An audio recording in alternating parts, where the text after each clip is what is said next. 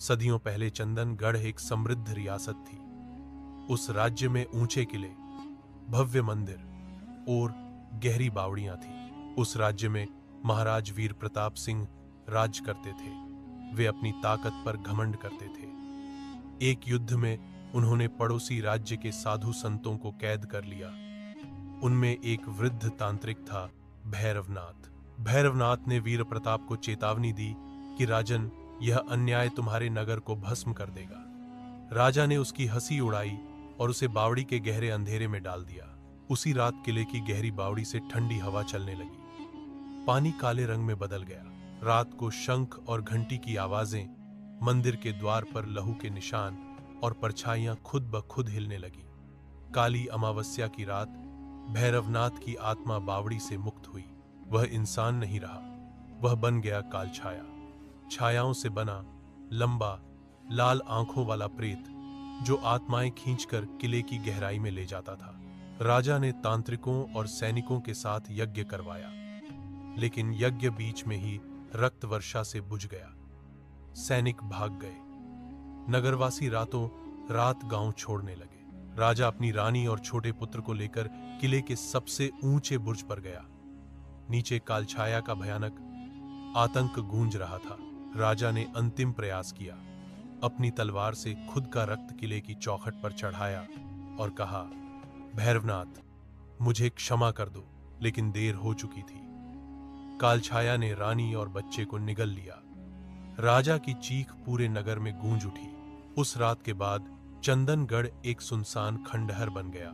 आज भी कहते हैं, अमावस्या की रात जब हवा किले से टकराती है तो किसी बच्चे के रोने और किसी रानी के चिल्लाने की आवाज सुनाई देती है। 200 साल बीत चुके हैं। चंदनगढ़ अब भी खंडहर है। दिन में पर्यटक आते हैं, फोटो खींचते हैं, लेकिन सूरज ढलते ही सब भाग जाते हैं। फिर भी कुछ लोग मानते हैं कि राजा वीर प्रताप की आत्मा अब भी किले में भटकती है, अपने गुनाह की सजा काटते हुए। एक रात एक पुरातत्व शोध दल किले में आता है। डॉ अंशुमान, उसकी साथी काव्या और कैमरामैन नितिन। वे बावड़ी के पास पहुंचते हैं। काव्या कहती है, यहां कुछ अजीब सा लग रहा है, जैसे कि भूत। नितिन हंसता है और कहता है, भूत प्रेत जैसी कोई चीज नहीं होती। अंशुमान बस कैमरे में रिकॉर्डिंग करता रहता है और सब आगे बढ़ते हैं, लेकिन धीरे धीरे उनकी ही परछाइयां उल्टी चलने लगती हैं। काव्या को अपने बचपन की कोई दर्दनाक याद दिखती है। नितिन को अपने पिता की चीखें सुनाई देती हैं। अंशुमान के कैमरे में एक काली आकृति आती है, लंबी लाल आंखों वाली। बावड़ी से काला धुआं उठता है। उसी में से कालछाया निकलती है। उसकी आवाज गूंजती है, सदियों का पाप अब भी बाकी है। अचानक किले की दीवार फटती है। वहां से राजा वीर प्रताप की आत्मा बाहर आती है, तलवार लिए, आंखों में पछतावा। वीर प्रताप कालछाया से कहता है, मेरे गुनाह की सजा मुझ तक रख, इन निर्दोषों को छोड़ दे। कालछाया वीर प्रताप को देखकर गुस्से में आ जाती है, लेकिन राजा वीर प्रताप की आत्मा नितिन, काव्या और अंशुमान को किले के पुराने मंदिर में खींच कर ले जाती है। वहां टूटी मूर्तियों के बीच छुपा हुआ है एक पुराना शंख और पवित्र अग्निकुंड। राजा कहता है, अगर तुम लोग इस शंख को मेरे रक्त से भरकर बावड़ी में डाल दो तो मेरी आत्मा मुक्त होगी और कालछाया खत्म हो जाएंगी। अंशुमान मूर्तियों के बीच में से वह शंख लेकर बावड़ी में डाल देता है। कालछाया चीखता है, उसका शरीर टूटने लगता है। रानी और बच्चे की आत्मा धुएं में उभरती है।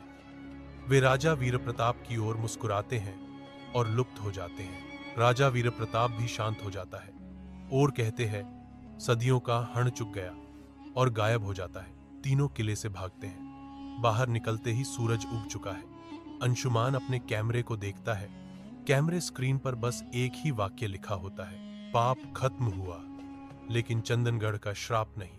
यह श्राप क्यों नहीं टूटा, यह कहानी में आगे पता चलेगा। कहानी पसंद आ रही हो तो लाइक कर दो दोस्तों। चलो कहानी आगे बढ़ाते हैं। घर जाकर अंशुमान अपने लैब में कैमरे की रिकॉर्डिंग देख रहा है। अचानक उसके कैमरे की स्क्रीन पर एक पन्ना दिखता है। कालछाया नहीं मरा, वह बदल गया। मेज पर रखी पुरानी किताब खुद ब खुद खुलती है।